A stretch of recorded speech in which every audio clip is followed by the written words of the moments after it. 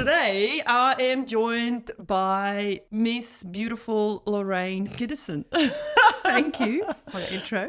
Lorraine, thank you so much for joining me. Can you please tell our listeners a little bit about who you are, where you're from? Yeah, what are you doing here today? How much time have you got? Okay, so originally I'm born in Switzerland. My parents moved to South Africa when I was about 4.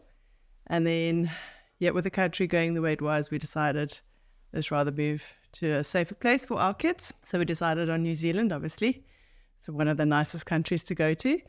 And so I've been here 4 years now. Wow, 4 years. So you obviously came here with your husband? Yes, I came with my husband, my 2 kids. Husband and 2 kids. Lovely. Yeah. Is he South African or? Yeah, so he's South African. Yes. Yeah. Okay. I grew up in South Africa, so. Okay. Yeah. Cool. So how many languages do you speak? 3.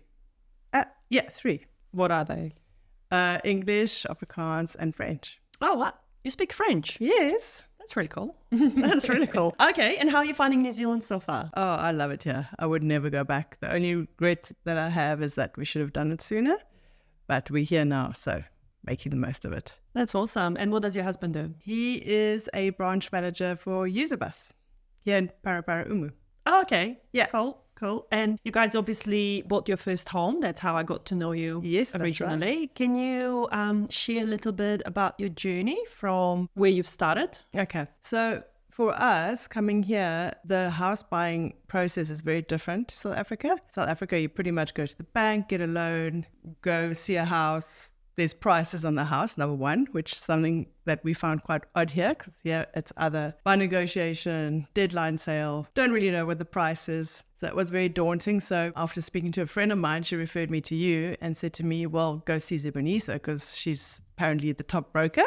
Oh.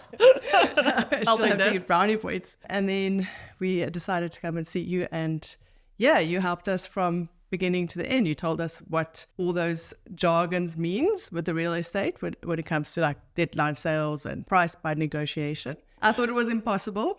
Why did you think it was impossible? Because we had only 10% deposit, or we had a small amount for a deposit, and I thought, we'll never be able to buy a house with that. And then, it was possible. We made it happen. You made it happen. I made it happen. Thank you.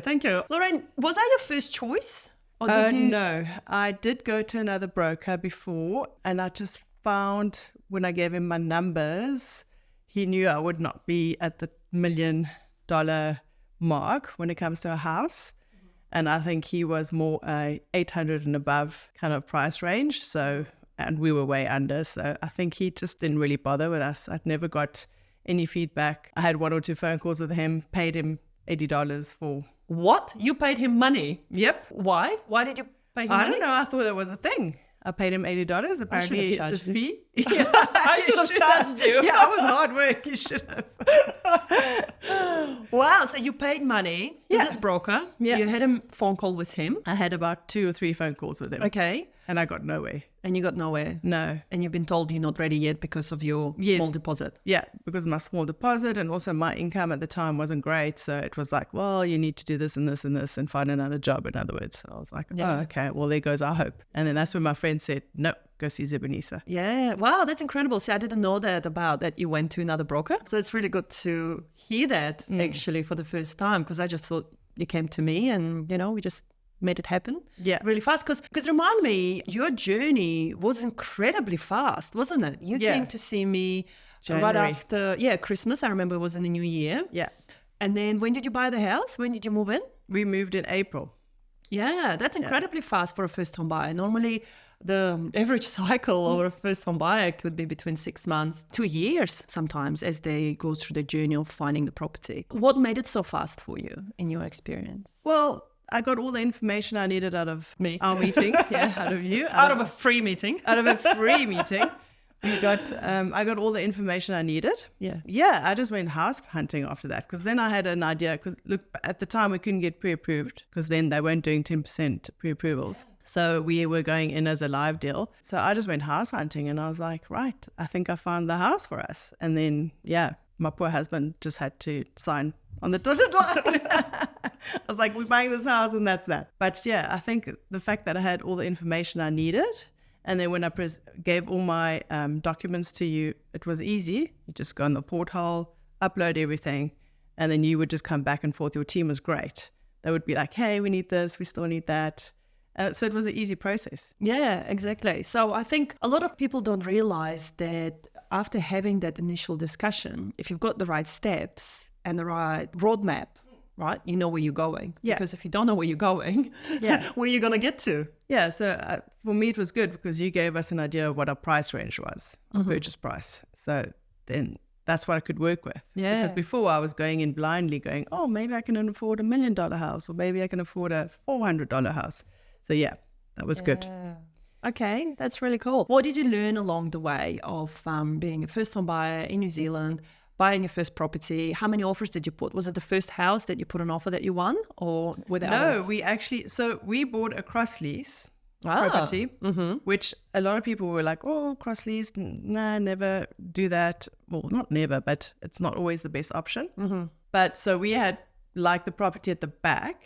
So we number A and there was B, and we actually put an offer in on B, but the price was a bit higher. And then I don't know if you remember the owners, because we wrote a nice letter to them. That's right. That's one of the tips. Tip. Yeah, that's one of the tips I share with my clients. It works. Yeah. And they wanted us to have that house. And then he said he would keep equity in the property. And then you said to me, no, because we don't know them. It would look a bit weird at the banks if we had to say, oh, but these owners want to keep equity in the property. They can still come and use your toilet. yeah. And I think the banks would have been like, why? You don't even know this person. So because of the letter that we sent them. But unfortunately, we couldn't match the price that they wanted. So then the estate agents were actually selling both properties, the same estate agent. And then we went to the front property, which was a bit older but cheaper. And then they said to us, well, you saw what the renovations were like at the back. So you could always renovate as time goes by to do it the same way because it's a mirror image. And then we put an offer on that house and we got it. Yeah.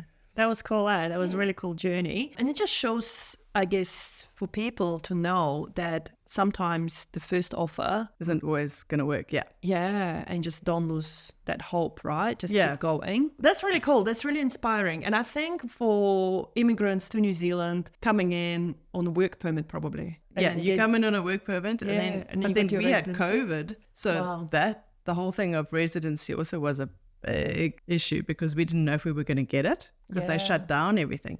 Yeah. So we were a bit in limbo for about a year before we got the opportunity to apply for residency. Yeah. But the moment you got your residency, I think that was the conversation, wasn't it? Yeah. I think when we first met in January, I think you just got your residency or you were about to get it. We had it in August. Yeah, that's right. And you were really keen to buy a house. And that's what I'm finding with a lot of my immigrant clients is that they come to New Zealand and they really want to put the roots down. Yes. Having a house really important. In South Africa, most people my age have owned a house or own a house. So when you come here, then you're starting with renting again. And I just thought, I don't want to pay someone else's mortgage. I want to go back to paying my own mortgage. And my first home is not my forever home, but it's just my foot in the door. And I think, and that's the vision you and I, when we sit down to see what you can actually afford, to what you actually want to have and where you want to live. I think that was a really good exercise, wasn't it? To go, hey, Lorraine, this is not your forever home. Yeah. Get in the market while you still can.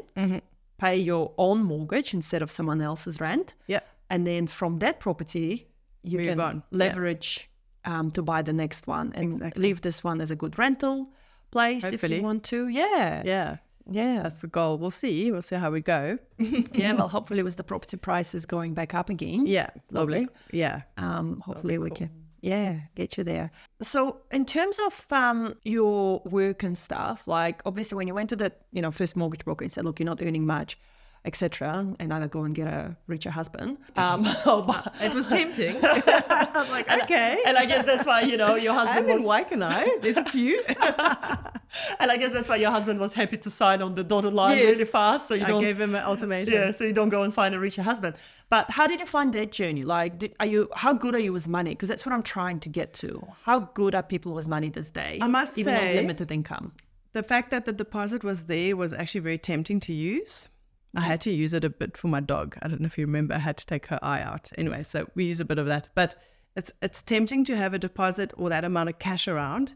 And I am good with money. But when it's there, it's like, oh, let's just spend it on this and we'll put it back. And then you don't end up putting it back. So that was why I wanted to buy a house, because then it's in the house and I can't touch it. And done. So things like Afterpay, credit cards. Well, we didn't have credit cards, but we had Afterpay. Did you? Yeah.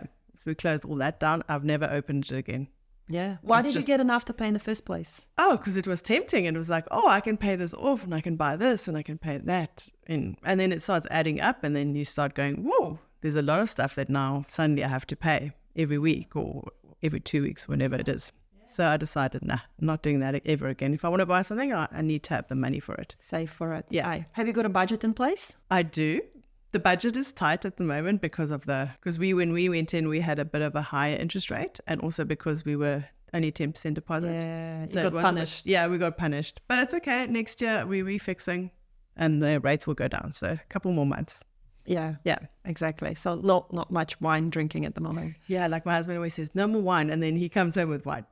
So I'm like, whatever. I think he's a very smart, wise man, to be honest, Lorraine. I think he's figured out happy wife, happy life. Yes, there we go. So, and he's figured out what keeps his wife happy. Yep. He knows a bottle of wine will make me happy. So there you go. Even my kids know that. So what saving tips you may have for someone that's trying at the moment to save money for the house or for the renovations? What have you found that helps you to save money? Just really being cautious of what you're spending your money on. Like, do you really need to have that top or that pair of jeans, labeled jeans? You can go to the op shop and buy labeled jeans for $2, So it's like, just think, like, do I have to have this now? Yeah. Is it something I need in my life, or is it something I want in my life? I'm a big culprit for that. It's like, I want it. So, but I will only get it if I can afford it. That's how I think now. Because now I've got a mortgage, so my mortgage is priority. Everything else takes a back step. Mm-hmm. So you had that mind shift, right, since purchasing a house. Absolutely, yeah. Sort of encouraged you to get even better with money than you were before. And just to draw a comparison between New Zealand and South Africa, have you got Afterpays in South Africa as well? How common is that? No, we don't have Afterpay. I don't know if it's something that's happened now, but I've never had something like that, or lay-bys, and that's why it's all new to me. That's why I was like, this is very tempting. Yeah, and it is, right? I mean, I was a culprit myself. I mean, I had Afterpay back in the day. I think even back in the day when I was working in the bank, I remember I needed to buy a piece of furniture for my kids, and it popped up to me that I could pay it off in 8 installments. Yeah. And I didn't want to tell my husband at the time how much it cost. Free. Yeah. Yeah, and he said, how much it cost? I said, $50. 8 times every later. 2 weeks. And that's the thing. I think a lot of people tempted for certain things to get it now versus save for it and wait for it. Yeah, exactly. So rather save, put it aside. You can always get that later. Like, those things are not. It's just furniture. It's just material stuff. It's not important. And the other thing is, I find people forget often about is the skills they have and how they can use their extra skills to make extra money. Selling stuff that you don't need. That's what we've done. Yeah. We still sell every day. I'm like, what can I sell? I need to get this. Let's sell that. So that's how I work now. Yeah. Yeah. That's really cool. And in terms of side hustles, are you doing any side hustles as well? Well, yes. I've got 2 jobs at the moment. And then my husband's also trying to weekend work or whatever we can do, especially now because the economy has been quite tough. So any side hustles or anything you can do to just bring in extra income, is great. And that's the thing, I think sometimes, again, people don't realize you have to sacrifice. Like, if you want to keep up with the Joneses. Yeah, but that's the thing. Don't keep up with the Joneses. Just keep up with yourself. Yeah. You don't have to prove anything to anyone. The one thing I do find is that the Kiwis are quite humble in that way. Like, they're not really, this guy's got that car, I'm going to get the same car.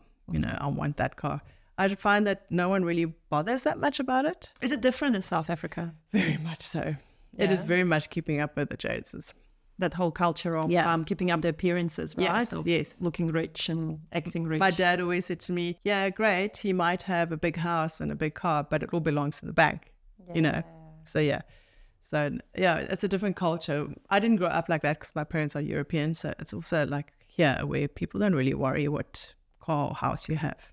They're happy for you. Whereas I find in South Africa, it's a bit of enviness. So it was nice to come here and go, well, people don't really care if you've got the smallest house in the block. Yeah. That's not important. Yeah. And that's the thing, just now that you mentioned the house, it reminded me with the cross leases. Often, as you said, people are scared to buy the cross lease because of the title issues and stuff like that. And it just sprang back to my memory. I think you had a bit of a title issue there as well. I think there was something to do with conservatory. No, so the house at the back that we wanted had an extra garage built on the flats plan. And I remember I phoned the council and asked them about it, and they said it was built before a certain period. I can't remember the date, but before a certain year.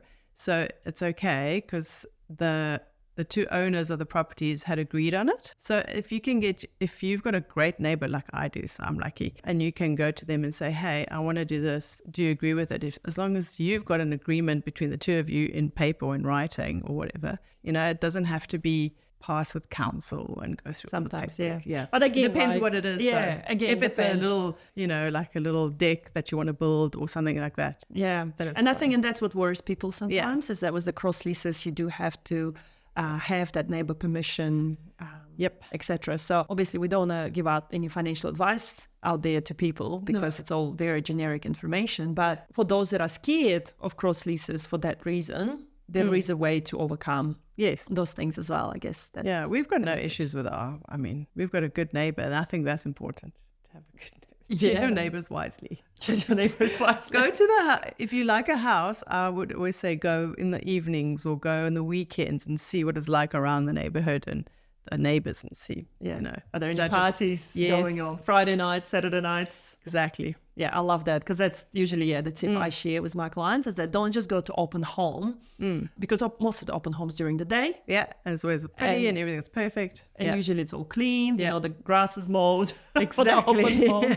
Exactly. But then, if you go there on other times as well. Well, I went to go look at a property in Paraparaumu, and the neighbor, and I said to the estate agent, I said to him, because it was a stunning house, but the neighbor next door had been there for years. I think he found material wherever on sites, and then he would just build onto his house. So it looked a little bit hectic. And then he had his music blasting, and he was just him on his own in the garage. I don't know what he was doing. And I said to the real estate agent, have you not spoken to the guy? Because surely this chases away potential buyers. And he's like, they have, but he's just like, nah, this is what I do. Yeah. And I was like, well, I don't want this house. Thank you. I enjoy a party, but not like that. Not like that, not every day. No. That's amazing. So if you were to share any more words of wisdom, and I mean, we've covered some really cool stuff here, what else would you advise someone listening in wanting to get on the ladder, but doesn't know where to start? Just firstly to phone you. Oh, well, thank you. Just to get a mortgage broker, because people always say, oh, I can just go to the bank. Yeah. But the banks, you're also limited because then you go to one bank and that's it. Whereas with you, the tip that I would say is go to a mortgage broker. Mortgage broker can look at your scenario and be like, this is where you're at, or this is where you need to be, and this is how we're going to get you there. And that's my tip. And save. Just save, put as much money away for deposit. The better the deposit, better the interest rates as well. And obviously have a job or some sort of stable income. Stable income, have a stable income, just try and live simple. Within your means? Yeah, within your means. Yeah, that's incredible. And in terms of your future goals, where do you see yourself going? What's your plan for the future? Well, I would like to have a couple of investment properties. That's my plan. I would like to have at least 2 investment properties and then our own home. Yeah. And with the investing, do you want to stick around Kapiti or do you? It depends. We could have maybe a little batch somewhere else and then rent that out and then always use that maybe on holidays or something like that. I don't know. Queenstown? Oh. Should we go to Queenstown? Let's go to Queenstown. Yes, please. Well, the other good one could be around, Taihape National Park, that sort of Taupo way. Then you could go there in summer and winter. There you go. Winter you could go skiing because being from, I guess, your roots, European, Switzerland, the ski country. Apparently I could ski when I was little, but I don't know. But we went to Queenstown on holiday for a weekend and I snowboarded for the first time and it was amazing. I was like, My Swiss roots are there. I can snowboard.